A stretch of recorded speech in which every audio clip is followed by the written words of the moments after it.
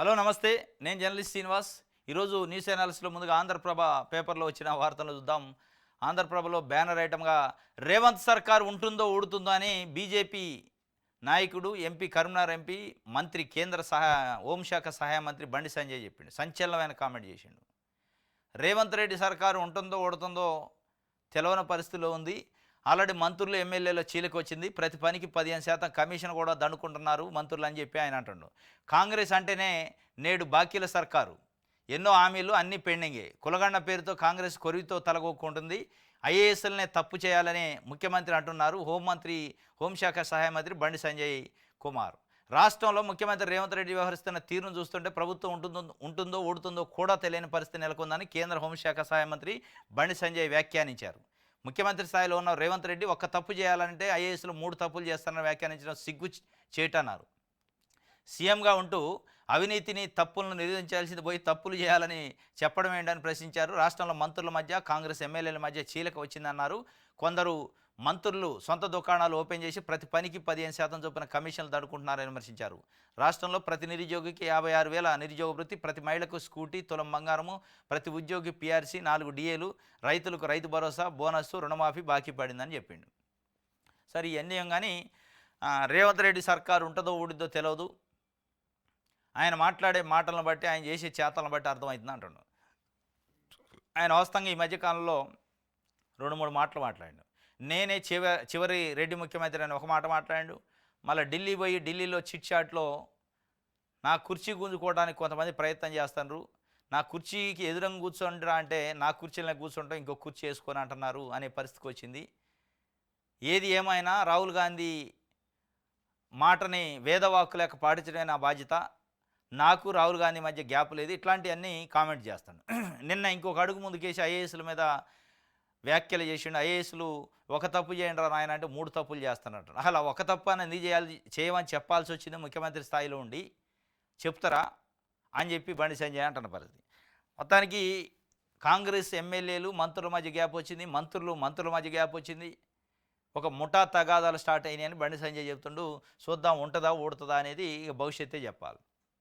ఆయన రేవంత్ సర్కార్ ఉంటుందో ఊడుద్దా అని ఆయన చెప్తుంటే పీసీసీ అధ్యక్షుడేమో బీసీసీఎం తొందరలో రాబోతుండని చెప్పిండు. పీసీసీ అధ్యక్షుడు మహేష్ కుమార్ గౌడ్ 5 ఏళ్ల తర్వాతే బీసీసీఎం, 5 ఏళ్ళు రేవంత్ ముఖ్యమంత్రి అంటే పక్కాగా బీసీ ముఖ్యమంత్రిని చేయబోతున్న కాంగ్రెస్ అనే విధంగా చెప్పిండు. 5 ఏళ్ల తర్వాత బీసీ ముఖ్యమంత్రి వస్తారట మహేష్ కుమార్ గౌడ్ చెప్తుండే. ఇప్పటికే బీసీ నినాదం బాగా చర్చ జరుగుతుంది. తీన్మార్ మల్లన్న రేవంత్ రెడ్డి నుంచి అంటే అగ్రవర్ణాల నుంచి చివరి ముఖ్యమంత్రి, రాబోయేది బీసీ ముఖ్యమంత్రి అని ఆయన ప్రకటన చేసిండు. బీసీ ఉద్యమాలు చేస్తున్నాడు. పీసీసీ అధ్యక్షుడు కూడా అదే వర్షన్ వచ్చేటట్టు చెప్పిండు. రేవంత్ రెడ్డి 5 ఏళ్ళు ఉంటాడు, దాని తర్వాతనే బీసీసీఎం అంటే మరి ఇక రేవంత్ రెడ్డి తర్వాత బీసీసీఎంఏ వస్తాడని ఒక చర్చ అయితే జరుగుతుంది. 42% బీసీ రిజర్వేషన్లపై మోడీని ఒప్పించే దమ్ముందా? బండి సంజయ్కి పీసీసీ చీఫ్ మహేష్ కుమార్ గౌడ్ సంచలనం. వచ్చే 5 ఏళ్ళు రేవంత్ రెడ్డి సీఎం అని, ఆ తర్వాత ఏదో ఒకరోజు బీసీసీఎం ఎప్పుడైనా అవుతారని, అది కూడా కాంగ్రెస్ పార్టీతోనే సాధ్యమని టీపీసీసీ అధ్యక్షుడు మహేష్ కుమార్ గౌడ్ సంచలన వ్యాఖ్యలు చేశారు. బీసీలకు 42% రిజర్వేషన్లు కల్పించడంపై ప్రధానమంత్రి నరేంద్ర మోడీని ఒప్పించే దమ్ముందా అని కేంద్ర మంత్రి బండి సంజయ్ని సవాల్ చేశారు. ఇక ఆయన సవాల్ చేయడానికి ఆయన అసలు కులగన్న పెట్టుకొని కొరివితోని గోక్కున్నారు అని చెప్తుంటే ఇంకా వాళ్ళు ఎందుకు చేస్తారు? ఇక చేస్తే గీస్తే కాంగ్రెసే చేయాలని మీరే చెప్తుంటారు. కులగన్నతోని కొరివితోని గోక్కున్నారు, మీరు కులగన్న పెట్టాను ఇగోదు. కులగన్న పేరుతో కాంగ్రెస్ కొరివితో తలగొక్కుంటుందని చెప్పా. ఇక అయిపోయా, వాళ్ళ స్టాండ్ ఏందో అర్థం అయిపోయా. కులగన్నకు వ్యతిరేకం అని తెలిసిపోయా. ఇక వాళ్ళు ఏడు చేస్తారు. ఇది ఒక వార్త ఆంధ్రజ్యోతికి సంబంధించి.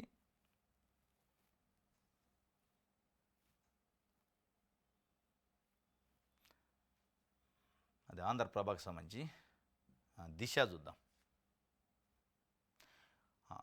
కొత్త రేషన్ కార్డు జారీ చేయండి, ఎన్నికల కోడ్ అమల్లో లేని జిల్లాల్లో ముందుగా కంప్లీట్ చేయండి అని ముఖ్యమంత్రి రేవంత్ రెడ్డి గారు నిన్న అధికారులకు ఆదేశించిండు. కొత్త రేషన్ కార్డులకు దరఖాస్తులని ఇప్పటికే 3 సార్లు తీసుకున్నారు. 2023 డిసెంబర్లో ఒకసారి తీసుకున్నారు. మళ్ళీ ఈ మధ్యకాలంలో ప్రజాపాలన పెట్టారు, దాంట్లో ఒకసారి తీసుకున్నారు. మళ్ళీ ఇప్పుడు తీసుకుంటున్నారు. మొత్తానికి వాటికి ఇప్పటికన్నా మోక్షం వద్ద ముఖ్యమంత్రి రేవంత్ రెడ్డి గారు నిన్న ఎన్నికల కోడ్, ఎమ్మెల్సీ ఎన్నికల కోడ్ లేని జిల్లాల్లో ముందుకు కంప్లీట్ చేయండి అన్నాడు. మళ్ళీ దరఖాస్తు కూడా అవసరం లేదన్నాడు. కానీ వాళ్ళు ఆగుతారు, ఆగే పరిస్థితి లేదు. ఒకటే దరఖాస్తులు తీసుకుంటున్నారు.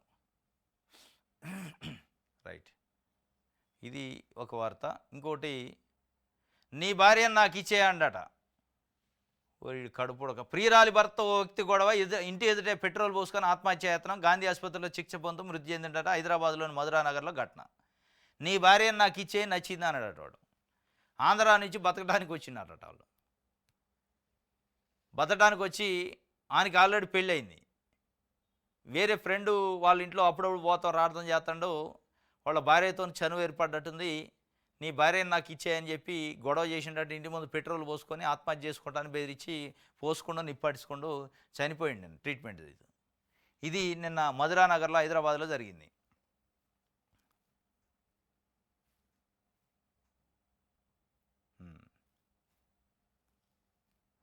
రైట్.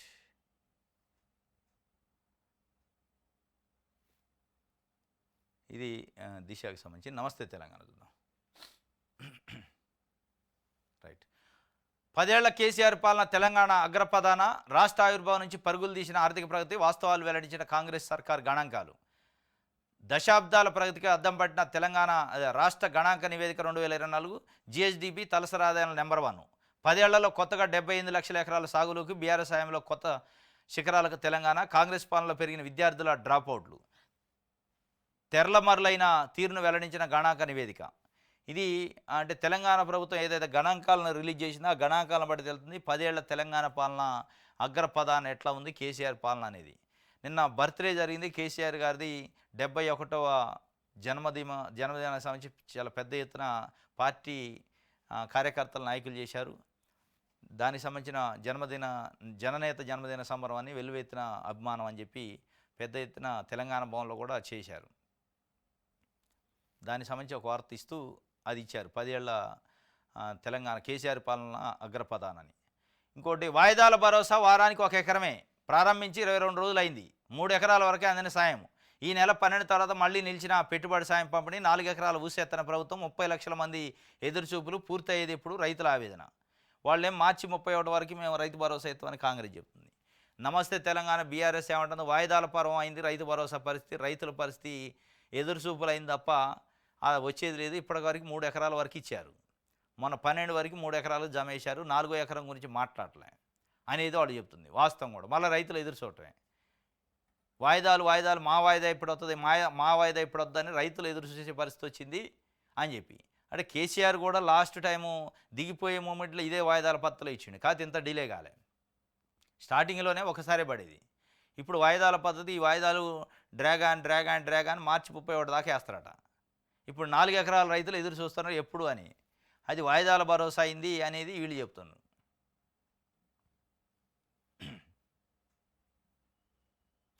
కడుపు మండి బైక్ నిబ్బెట్టిండట రైతు. భరోసా రాలేదు, రుణమాఫీ కాలేదు. నిరసనగా బ్యాంకు ముందే తన బైక్ను తగలబెట్టిన రైతు. రేవంత్ సర్కార్ తీరుపై ఆగ్రహం. నాగర్ కర్నూలు జిల్లాలో ఘటన.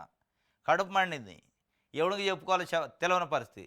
రైతు రుణమాఫీ పైన ఎవరిని అడిగినా ఏ సమానం లేదు. రైతు భరోసా పైన ఎవరిని అడిగినా మాకు పైనుంచి రాలేదు అంటున్నారు. ఏ అధికారి సమానం చెప్పేటట్లేదు. కడుపు మండింది, బ్యాంకు ముందే తగలబెట్టిండట బైక్. నిరసన వ్యక్తం చేసి నాగర్ కర్నూలు జిల్లాలో.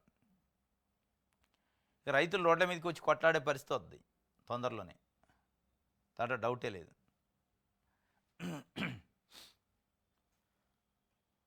రైట్. మళ్ళీ కేసీఆర్ రావాలని జనం కోరుకుంటున్నారు. ఆయన తెలంగాణ జాతికి హీరో. కేసీఆర్ జన్మదిన వేడుకల్లో కేటీఆర్ పాములపర్తి ప్రైవేటు కార్యక్రమంలో దండలు మార్చుకున్నారని కేసీఆర్ జంట మళ్ళీ పెళ్లి చేసుకున్నారు. నిన్న కేసీఆర్ మళ్ళీ పెళ్లి చేసుకుండు. నిన్న ఒక ప్రైవేటు కార్యక్రమంలో ఒక వివాహానికి పోయారు, ఒక పెళ్లికి పోయారు. ఒక పత్రికా ఎడిటర్కి సంబంధించి కొడుకు పెళ్ళి అయింది సిరిసిల్ల జిల్లాలో పాములపర్తి అనే దగ్గర. వాళ్ళు చుట్టాలో మరి ఏం దగ్గర వాళ్ళు కానీ పెళ్లికి పోయారు. భార్యాభర్తలు ఇద్దరు, కేసీఆర్ సత్యమణి శోభమ్మ. అక్కడంతా పార్టీ నాయకులు కూడా పోగారు. వీళ్ళు అక్కడ పెళ్లికి అటెండ్ అయితే అక్కడ ఉన్న పూజారులు ఏం చేశారంటే, పంతుళ్ళు 2 దండలు తెచ్చి మార్చుకోండి సార్ అన్నారట. ఇక ఎట్లా బర్త్డే కలిసి వచ్చింది. ఇద్దరు దండలు మార్చుకున్నారు. ఆయన మంచి ముసిముసి నవలన అవుతుండే కేసీఆర్. మళ్ళీ పెళ్లి చేసుకుంటున్నా అని చమత్కారంగా అనడట. కేసీఆర్కి అయితే మళ్ళీ పెళ్ళి అయింది. 71 సంవత్సరాల ఏజ్లో మళ్ళీ ఒకసారి పెళ్లి చేసుకుంటూ దండలు మార్చుకున్నారు. ఇక ముద్దుకున్నారు. ఇది ఒక వార్త. రైట్.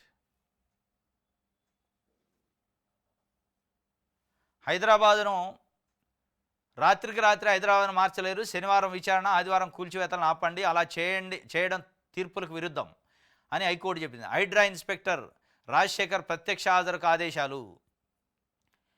రాత్రికి రాత్రి హైదరాబాద్ను మార్చలేరు, ఆపండి అని ఇప్పటికే చాలాసార్లు కోర్టు చెప్పింది. కోర్టు చెప్పిందని హైడ్రా కమిషనర్ కానీ హైడ్రా కానీ పట్టించుకోవట్లే. పట్టించుకోకపోగా ఓవర్ యాక్షన్లు చేద్దాంటండి ఎవరైనా అడిగితే. ఎవరైనా రూల్ పొజిషన్ అడిగితే ఈ మధ్యకాలంలో ఒక సుప్రీంకోర్టు అడ్వకేట్ని ఓవర్ యాక్షన్ చేయొద్దు అన్నాడు. మరి మీరు అసలు ప్రజల ఇళ్లపైన దాడులు చేస్తుంటే, ఇల్లు కూలుస్తుంటే అక్రమంగా కోర్టు నిబంధనలకు వ్యతిరేకంగా, కోర్టు ఆర్డర్లకు వ్యతిరేకంగా ఏం యాక్షన్ మీది మరి అనేది ప్రజలు అడుగుతున్నారు. ఇప్పుడు అడిగితేనే ఓవర్ యాక్షన్ అంటే, ప్రశ్నిస్తే ఓవర్ యాక్షన్ అంటే, మీరు చేసే విధ్వంసం ఏమంటారు మరి? మీరు చేస్తుంది ఒక రకంగా విధ్వంసమే కోర్టు చెప్పేదాని ప్రకారం. ఆదివారాలు శనివారాల్లో ఎందుకు కోరుస్తున్నారు? కోర్టు చెప్పం కూడా హైదరాబాద్ రోజులలో రాత్రి మార్చేది కాదు కదా. దట్టు రెక్కాడితే డొక్కాడిని పేద ప్రజల ఇళ్లపైన ఎందుకు విధ్వంసం మీది? ఎందుకు దాడి చేస్తున్నారు? ఎందుకు కూలుస్తున్నారు? కోర్టు చెప్పాక కూడా మరి దాన్ని ఏమి యాక్షన్ అంటారు అనేది ఇలా ప్రజలు అడుగుతున్నారు. ప్రజలు వాళ్ళ ఇళ్ళు పోతేనో వాళ్ళ ఆస్తులు పోతేనో అడగటంలో అర్థం ఉంది. మీరు చేసే పనికి ఏమైనా అర్థం ఉందా? కోర్టు నిబంధనలకు వ్యతిరేకంగా చేస్తుంటే మరి ఏమనాలనో నిన్న హైకోర్టు మళ్ళీ ఒకసారి తిట్టింది. ఏం చేస్తున్నారు మీరని. ఆయన ఇన్స్పెక్టర్ని, హైడ్రా ఇన్స్పెక్టర్ని ప్రత్యక్షంగా హాజరు కావని కూడా చెప్పింది. ఇది ఒక వార్త. సచిన్ కోళ్ళు చికెన్ వ్యర్థాలే చేపలకు మేత చేస్తున్నాడు. పాలవంచ చెరువులు వినియోగం, పాకాల ఏరులో కోళ్ల కలేబారాలు, బర్డ్ ఫ్లూ నేపథ్యంలో ప్రజల్లో ఆందోళన. ఇప్పటికే చికెన్ తినొద్దని, చికెన్కి బర్డ్ ఫ్లూ వ్యాధి వస్తుంది కోళ్ల కంట్రీ. మళ్ళీ ఈ కోళ్ళని తీసిపోయి చేపలకి అయితే చేపలు తినకపోతే మటన్ ఇక చేతికి వస్తుందా? 2000 కేజీ. ఎందుకు ఈ దౌర్భాగ్యం? ఇప్పుడు అవి తినకూడదనే పారేసా. బర్డ్ ఫ్లూ వచ్చిన కోళ్ళని తింటే చచ్చిపోతారు మనుషులు అని పడేసిన తర్వాత దాన్ని తీసిపోయి చేపలకి అయితే చేపలు మళ్ళీ ఆ చేపలు తినోళ్ళు ఏం కావాలా? ఇది పాలంచలో జరిగిందట. కాబట్టి దీనిపైన ఫిషరీస్ డిపార్ట్మెంట్ అధికారులు కానీ హెల్త్ డిపార్ట్మెంట్ అధికారులు చర్యలు తీసుకోవాలి. వాస్తవంగా ఇమీడియట్లీ ఇట్లాంటి ఎవరైతే కోళ్ళ కళేబారాలను చెరువులలో చేపలకు మేతగా వేసే చెరువులను సీజ్ చేసి పడేయాలి. ఆ చేపలను పట్టకుండా చేయాలి అవసరమైతే. ఆ ఫిష్ హంటింగ్ ఆర్డర్లు ఇస్తారు, ఏది ఫిష్ డిపార్ట్మెంట్ వాళ్ళు ఇవ్వకుండా ఉండాలి. ఇది చాలా ప్రమాదమైన విషయం. ఎంత దరిద్రం, చచ్చిన కోళ్ళను అందులో వేసి మళ్ళీ వాటిని తెచ్చి ప్రజలకు అమ్మితే ఇప్పటికే బర్డ్ ఫ్లూ వచ్చిందని టెన్షన్ పడుతున్నారు. తెలంగాణకు బీసీ ముఖ్యమంత్రి ఖాయం, అది కాంగ్రెస్ పార్టీతోనే సాధ్యం అవుతుంది. ఈ 5 ఏళ్లు రేవంత్ రెడ్డి సీఎంగా ఉంటారు. వచ్చే ఎన్నికల్లో బీసీ చుట్టూనే తిరుగుతాయి. ఓబీసీ సెల్ కార్యవర్గ భేటీలో టీపీసీ చీఫ్ మహేష్ కుమార్ గౌడ్ అంటుండు తెలంగాణకు బీసీ ముఖ్యమంత్రి ఖాయంగా వస్తారంటుండు. ఒక పీసీసీ అధ్యక్షుడిగా ఆయనే అనౌన్స్ చేసిండు నిన్న. వచ్చే టర్మ్ కల్లా బీసీ చుట్టే రాజకీయాలు తిరుగుతాయి. ఈ 5 ఏళ్ళు అయితే రేవంత్ రెడ్డి ఉంటాడు, తర్వాత బీసీ ముఖ్యమంత్రి వస్తాడని కుండ బద్దలు కొట్టి నిన్న బీసీ సెల్ కార్యవర్గ భేటీలో ఆయన చెప్పిండు. మరి చూడాలి ఇది ఎంతవరకు అమలైద్దో వీళ్ళ మాటలు. సాక్షి చూద్దాం.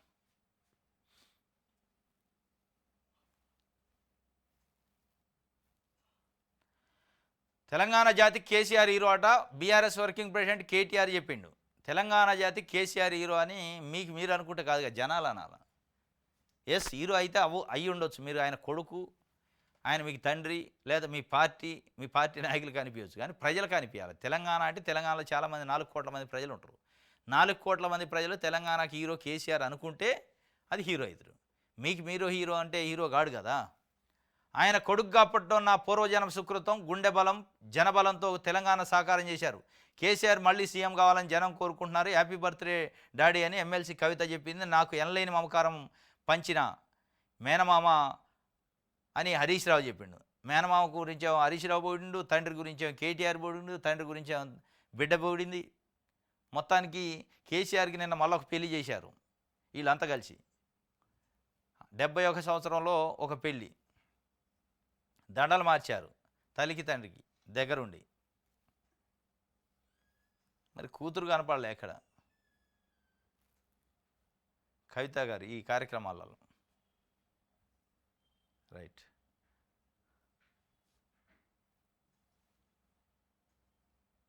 ఇది అయిపోయింది కదా. వెలుగు చూద్దాం. ఏపీ నీళ్ల దోపిడీపై పోరాటం, పక్క రాష్ట్రాన్ని కట్టడి చేయాల్సింది కేంద్రమే, జలదోపిడికి టెలిమెట్రీతోనే అడ్డుకట్ట అని సీఎం రేవంత్ రెడ్డి గారు చెప్పిండు. పక్క రాష్ట్రాన్ని కట్టడి చేయాల్సింది కేంద్రమే, కరెక్టే. మరి మీరు ఏమైనా ఉద్యమం చేస్తే కదా కేంద్రం కట్టడి చేయడానికి. మీరు కళ్ళు లేని కబూదు లెక్క వండుకుంటా ఆయన ఆడ బనకచర్లని ఆల్రెడీ పవర్ పాయింట్ ప్రజెంటేషన్లు ఇచ్చి మొత్తం దోపిడీ చేస్తుంటే, దోపిడీ చేయడానికి స్కెచ్లు వేస్తుంటే మీరు కదలనే కదలరా. ఏదో మీటింగ్లు జరిగినప్పుడు అధికారులు చెబుతారు లెటర్ ఆయన లెటర్లతో నాగుతాడు. చంద్రబాబు నాయుడు గారు లెటర్ రాస్తే ఆగే బాబతేనా?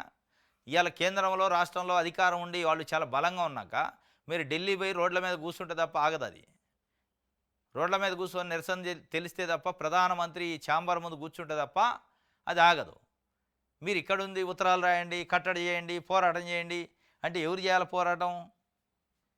మీరే చేయాలి. క్యాబినెట్ విస్తరణలో బీసీలకు ప్రయారిటీ ఇస్తాం, భవిష్యత్తులో కాంగ్రెస్ నుంచి బీసీ సీఎం ఉంటాడు అని బీసీసీ చీఫ్ మహేష్ కుమార్ గౌడ్ చెప్తుండు. ఈ 5 ఏళ్లు రేవంత్ రెడ్డి ముఖ్యమంత్రి కులగణన నిర్వహించడం తమ చిత్తశుద్ధికి నిదర్శనం అని చెప్తుండు. క్యాబినెట్ విస్తరణలో బీసీలకు ప్రయారిటీ ఇస్తారట, భవిష్యత్తులో కాంగ్రెస్ నుంచి బీసీ సీఎం ఉంటాడు అంటే నెక్స్ట్ బీసీ సీఎంఏ అని చెప్తుండు మళ్ళీ ఒకసారి ఆయన. రైట్, ఇది వెలుగుకు సంబంధించి మన తెలంగాణ. కృష్ణా జలాల్లో ఏపీ ఏకపక్షపై కేంద్రానికి ఫిర్యాదు చేయండి. కృష్ణా జలాల్లో వాటాలో పంపిణీ లెక్కింపు బాధ్యత కేంద్రాందే. తన వాటాను మించి ఆంధ్రప్రదేశ్ ఎక్కువగా నీటిని తరలించకుండా చూసే బాధ్యత కూడా కేంద్రాందే. వాళ్ళు ఏం చూస్తారో మనం అడిగితే కదా. ఎక్కువ నీటిని తరలించకుండా ఏపీని టెలిమెట్రీతో అడ్డుకోవచ్చు. 2 రాష్ట్రాల నీటి లెక్కలను టెలిమెట్రీనే పరిష్కారం చెబుతుంది. టెలిమెట్రీకి అవసరమైన సగం నిధులు మనమే సమకూర్చుతాం అని కూడా చెప్పిండు. కానీ దాన్ని ఇట్లా కాదు, అసలు గట్టిగా పోట్లాడితే తప్ప కాదు అది. రైట్, కారణ జన్ముడు అట కేసీఆర్, దానికి సంబంధించి కూడా ఒక వార్తనిచ్చారు. కారణ జన్ముడు కేసీఆర్. రైట్, ఇది మన తెలంగాణకు సంబంధించి. ఈనాడు చూద్దాం.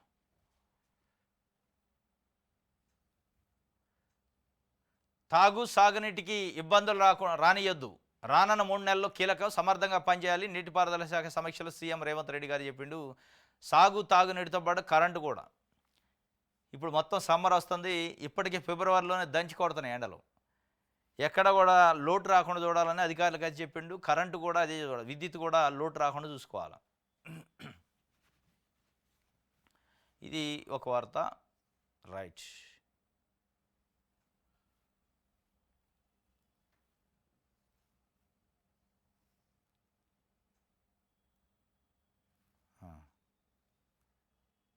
కోర్టులో కుక్కరుక్కు అందట కోడి.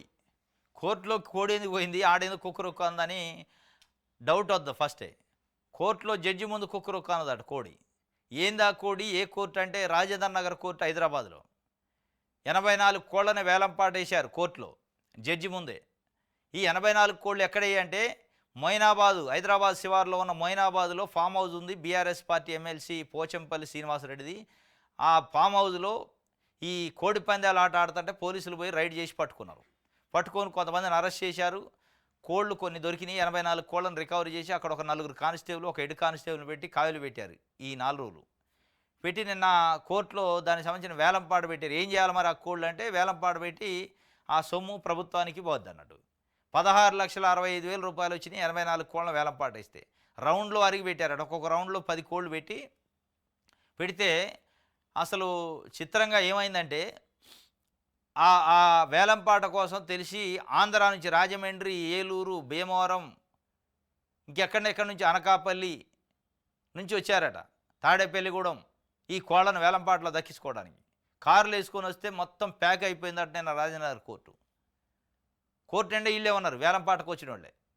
వచ్చి మొత్తానికి అయితే 16,65,000 రూపాయల గవర్నమెంట్కి ఆదాయం వచ్చింది. వాళ్ళు కోళ్ళు దక్కించుకొని వెళ్ళిపోయారు. కుక్కరుక్కు అంద కోడి జడ్జి ముందే అనేది ఒక వార్త. కోడి పందాల కేసులో స్వాధీనం చేసుకున్న వాటికి వేలంపాట పెట్టారు. ఇది నిన్న రాజానగర్ కోర్టులో జరిగింది. అనూహ్యంగా వచ్చారన్నమాట, 100 మంది. ఎక్కడెక్కడి నుంచో, ఆంధ్ర నుంచి, తెలంగాణ నుంచి, ఎక్కువ ఆంధ్ర వాళ్ళు వచ్చారట. వచ్చి వేలంపాటలో వాటిని దక్కించుకోవాలని తపన పడరు. మొత్తాన్ని దక్కించుకుంటారు, పాట పాడి తీసుకుపోయారు కోళ్ళని. రైతులందరికీ రైతు భరోసా నిధులు 3 ఎకరాలున్న వారందరికీ వెంటనే విడుదల. ఉప ముఖ్యమంత్రి బట్టి విక్రమార్క, మంత్రి తుమ్మల ఆదేశాలు జారీ చేసిండు. రాష్ట్రంలో వ్యవసాయ యోగ్యం భూములున్న రైతులందరికీ వచ్చే నెల మొదటి వారంలోగా రైతు భరోసా సాయం విడుదల చేయాలని ఉప ముఖ్యమంత్రి బట్టి విక్రమార్క, వ్యవసాయ మంత్రి తుమ్మల నాగేశ్వరరావు అధికారులను ఆదేశించారు. విడతల వారీగా సాయం విడుదలైనా అది ఎప్పటికప్పుడు అందరికీ అందేలా చర్యలు తీసుకోవాలని, కొత్త పాస్ పుస్తకాలు పొందిన రైతుల ఖాతాల్లో వెంటనే నిధులు జమ కావాలని సూచించారు. వ్యవసాయ రెవెన్యూ శాఖల అధికారులు రైతు భరోసా సమస్యను సత్వరమే పరిష్కరించాలన్నారు. సోమవారం వారు సచివాలయం రైతు భరోసాపై ఆర్థిక, వ్యవసాయ, రెవెన్యూ అధికారులతో సమీక్ష నిర్వహించారు. ఇప్పటివరకు 3 ఎకరాల వరకు సాయం అందించామని, కొత్త పాస్ పుస్తకాలు ఉన్న వారి బ్యాంకు ఖాతాల పరిశీలన జరుగుతున్నందున వారికి నిధులు జమ కాలేదని అధికారులు వివరించారు. అనంతరం తుమ్మల మాట్లాడుతూ రాష్ట్రంలో మొదట ఎకరం వరకు, తర్వాత ఎకరం నుంచి 2 ఎకరాలు, ఆ తర్వాత 2 నుంచి 3 ఎకరాలు ప్రతిపాదికన రైతు భరోసా కింద నిధులు జమ అయ్యాయి. దీంతో కొద్ది మందికే సాయం అందిందని మిగిలిన వారు భావిస్తున్నారు. 4, 5 అంతకంటే ఎక్కువ ఎకరాలను వారు తమ వంతు ఎప్పుడా అని ఎదురు చూస్తున్నారు. వారందరికీ వెంటనే సాయం అందేలా నిర్ణయం తీసుకున్నాం. అంటే 4, 5 ఎకరాల వారికి సైతం 3 ఎకరాల మేరకు సాయాన్ని వెంటనే విడుదల చేస్తాం. ఉదాహరణకు ఒక రైతుకు 4 ఎకరాల భూమి ఉంటే అతనికి వెంటనే 3 ఎకరాలకు సాయం అందుతుంది. మరో రైతుకు 5 ఎకరాల భూమి ఉంటే 3 ఎకరాలకు తొలి విడత రైతు భరోసా సాయం విడుదల చేస్తామని చెప్పిండు. ఇది కూడా ఒకటి ఉందట. 3 ఎకరాల వరకు ఇప్పుడు ఇచ్చారట. 5 ఎకరాల ఉన్నోడు కూడా 3 కేసారు, 2 కాపారు. 4 ఎకరాలు ఉన్న వాళ్ళకి 3 కేసారు, ఒక ఎకరానికి ఆపారట. అట్లా ఆపిన మిగతా దానికి మళ్ళీ వేస్తారట. మొత్తానికి రైతులందరికీ రైతు భరోసా వస్తుంది, టెన్షన్ పడొద్దని నిన్న ఉప ముఖ్యమంత్రి బట్టి విక్రమార్క సమీక్ష చేసి చెప్పిండు. అదేవిధంగా కొత్తగా పాస్ పుస్తకాలు వచ్చిన వాళ్ళు కూడా జనవరి 1 వరకు రిజిస్ట్రేషన్ చేసుకొని పాస్ పుస్తకం వచ్చిన వాళ్ళు కూడా అప్లై చేసుకోండి, బ్యాంక్ డీటెయిల్స్ ఇస్తే మీకు కూడా వస్తాయని చెప్పిండు. ఎక్కడ ఆందోళన పడాల్సిన అవసరం లేదు. మార్చి 2వ వారం కల్లా అందరికీ రైతు భరోసా వస్తుంది. ఎట్లాంటి శశభిషలు లేవని చెప్తున్నారు.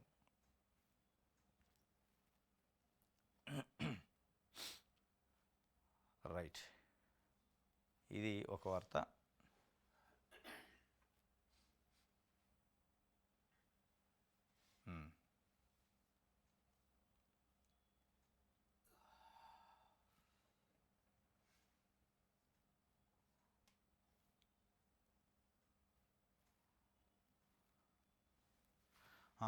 మా కాళ్ళొత్తు అడిగినప్పుడు పైసలు లేదంటే చంపేస్తామంటూ తోటి విద్యార్థికి బెదిరింపులు, నిరాకరించినందుకు దాడి చేసి సోషల్ మీడియాలో వీడియో పోస్ట్ చేశారట.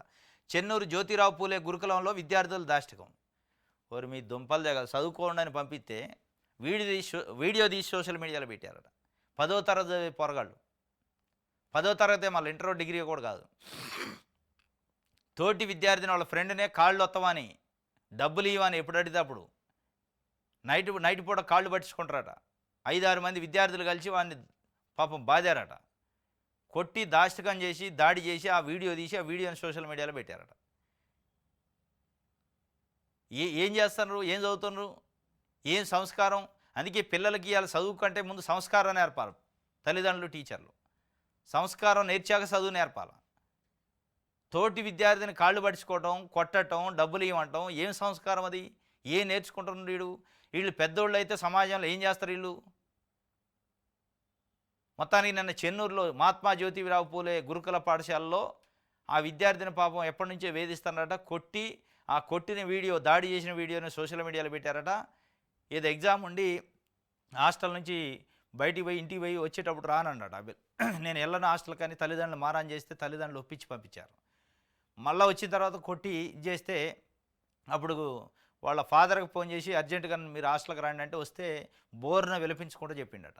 నా పరిస్థితి అందుకే నేను హాస్టల్కి రానన్నా, చాలా రోజుల నుంచి నన్ను వేధిస్తున్నారు, కొడతారు, తిడతారు, ఇబ్బంది పెడతారు, డబ్బులు ఇవ్వని, కాళ్ళు పట్టమని అంటే అప్పుడు వాళ్ళు వెంటనే ప్రిన్సిపల్కి కంప్లైంట్ చేశారట. ప్రిన్సిపల్ వాళ్ళపైన చర్య తీసుకున్నట్ట. ఇది కాళ్ళు ఒత్తటం, పైసలు ఇవ్వటం కథ. ఇది చెన్నూరులో జరిగింది నిన్న. ఇది ఇట్లా మరి ఏం సంస్కారం నేర్పాలి చదువు కంటే ముందు పిల్లలకి. తల్లిదండ్రులైనా టీచర్లైనా చదువు రావాలి, మార్కులు రావాలి, ర్యాంకులు రావాలి. ఈ ర్యాంకులు మార్కులు కాదు, మార్కులు అయ్యే వస్తే చదివితే కానీ ముందు ఒక క్రమశిక్షణ, డిసిప్లిన్ ఉండాలి, ఒక సంస్కారం, సాంప్రదాయం ఉండాలి. పెద్దలను గౌరవించేది, తోటి వాళ్ళని గౌరవించే ఒక కల్చర్ నేర్పాలి. అది నేర్పనప్పుడు నువ్వు ఎన్ని మార్కులు వచ్చినా, ఎన్ని ర్యాంకులు వచ్చినా వేస్ట్ అవుతుంది. ఇది ఒక వార్త ఈనాడుకు సంబంధించి. రైట్, ఇది ఈరోజు న్యూస్ అనాలిసిస్. రేపు తాజా వార్తలతో తిరిగి కలుసుకుందాం. Thank you.